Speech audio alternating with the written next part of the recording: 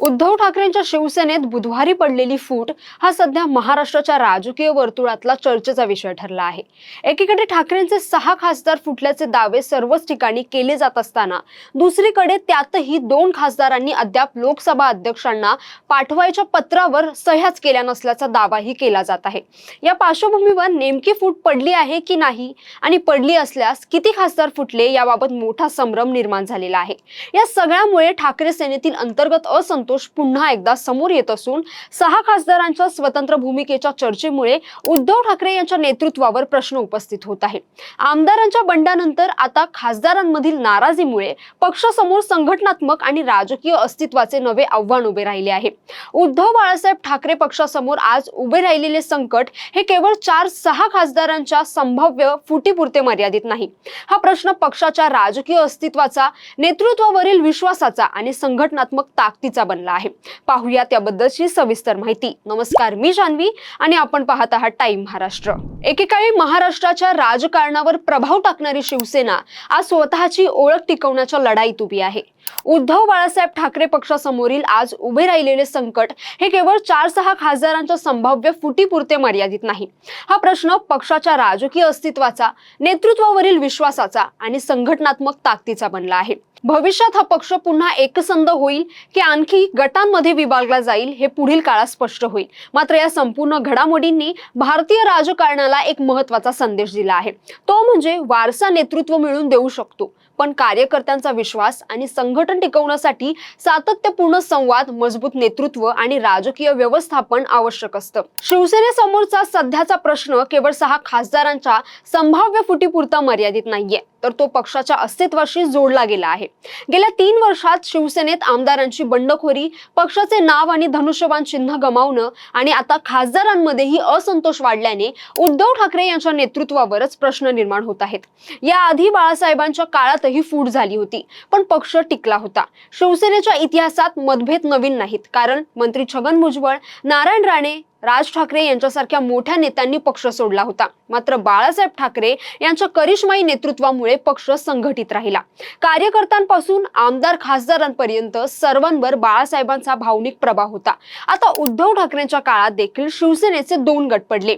एकनाथ शिंदे यांनी बंडखोरी करत वेगळा गट स्थापन केला, त्यावेळी देखील मोठा राजकीय वाद निर्माण झाला होता। मात्र एकनाथ शिंदे यांनी मुख्यमंत्री आणि त्यानंतर आता उपमुख्यमंत्री पद मिळवल्यानंतर महाराष्ट्रात एकनाथ शिंदेची मोठी ताकद आता निर्माण झाली आहे।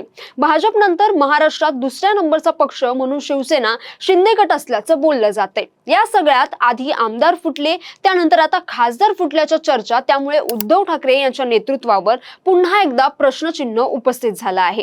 कारण उद्धव ठाकरे यांना नेतृत्व संघर्षातून नव्हे तर कौटुंबिक वारशातून मिळालंय, अशी टीका अनेकदा विरोधकांकडून होत आली आहे। त्यांनी शिवसेनेची प्रतिमा संयमी आणि प्रशासनाभिमुख करण्याचा प्रयत्न केला। मात्र पारंपरिक शिवसैनिकांशी संवाद कमी झाल्याची भावना अनेक नेत्यांमध्ये निर्माण झाली। निर्णय प्रक्रिया काही मोजक्या लोकांपुरतीच मर्यादित राहिल्याची नाराजी व्यक्त केली जाते। आता 2022 मध्ये एकनाथ शिंदे यांच्या नेतृत्वाखालील मोठ्या संख्येने आमदारांनी बंड केलं। ही घटना केवळ सरकार बदलण्यापुरती नव्हती, तर संघटनातील असंतोषाची मोठी अभिव्यक्ती मानली गेली। त्यानंतर निवडणूक आयोगाने पक्षाचं नाव आणि चिन्ह शिंदे गटाला दिलं। आता खासदारांमध्ये ही वेगळी भूमिका घेण्याची चर्चा सुरू झाल्याने उद्धव गटाचे संसदीय अस्तित्व धोक्यात येण्याची शक्यता आता व्यक्त केली जात आहे। दोनदा पक्षात मोठ्या प्रमाणात फूट पडणं ही पक्षातील असंतोष अपवादात्मक नसल्याचे संकेत मानले जात आहेत। निवडून आलेल्या प्रतिनिधींना पक्षात राजकीय भवितव्य दिसेनासं झाल्यास ते पर्याय शोधतात, असे राजकीय विश्लेषकांचं मत आहे। शिवसेनेतील घडामोडींमुळे घराणेशाहीवर पुन्हा चर्चा सुरू झाली आहे। काँग्रेस, राष्ट्रवादी काँग्रेस, समाजवादी पक्ष, द्रमुक यांसारख्या अनेक पक्षांमध्ये नेतृत्व कुटुंबाभोवती केंद्रित राहिले आहे। कालांतराने इतर नेत्यांना संधी कमी मिळाल्याने असंतोष वाढतो आणि फुटीची शक्यता निर्माण होते, असे निरीक्षण व्यक्त केलं जात आहे। कारण शिवसेनेचे संकट हे केवळ एका पक्षाचे प्रकरण नसून देशातील प्रादेशिक पक्षांसाठीही इशारा मानला जात आहे। भारतातील किंवा महाराष्ट्रातील अनेक पक्ष हे करिश्माई नेतृत्वावर उभे राहिले, पण संस्थात्मक नेतृत्व निर्माण करण्यात अपयशी ठरले। दुसरी फळी मजबूत नसल्यास नेतृत्व बदलल्यानंतर पक्षात गटबाजी वाढते हे पुन्हा एकदा या शिवसेनेच्या प्रकरणामुळे स्पष्ट झालं आहे। या संपूर्ण प्रकरणामुळे पक्षांतर बंदी कायद्याच्या प्रभावावरही प्रश्नचिन्ह उपस्थित होत आहे। मोठे गट फुटल्यानंतर कायदेशीर संरक्षण मिळवण्याचे मार्ग शोधले जात असल्याचीही टीका आता होत आहे। न्यायालयीन आणि घटनात्मक प्रक्रिया लांबत असल्याने तोपर्यंत राजकीय समीकरणे बदलून जातात। त्यामुळे पक्षांतर बंदी कायदा अधिक कठोर करण्याची मागणी पुन्हा एकदा समोर येत आहे। आता या सगळ्यात शिवसेना उभाटाच्या कार्यकर्त्यांचा विश्वास पुन्हा मिळवणं हे उद्धव ठाकरे यांच्या समोरील सर्वात मोठं आव्हान मानलं जातंय। पक्षाची संघटनात्मक पुनर्बांधणी, दुसरी फळी तयार करणं आणि स्थानिक नेतृत्वाला संधी देणं आवश्यक असल्याचं बोललं जातंय। अन्यथा फुटीचं राजकारण पुढेही कायम राहण्याची शक्यता आता नाकारता येत नाही। मात्र शिवसेनेतील घडामोडींनी एक गोष्ट स्पष्ट केली आहे, ती म्हणजे पक्ष टिकवण्यासाठी केवळ करिश्मा पुरेसा नसतो। मजबूत संघटना, सातत्यपूर्ण संवाद आणि विश्वासार्ह नेतृत्व यावरच कोणत्याही पक्षाचं भवितव्य अवलंबून असतं।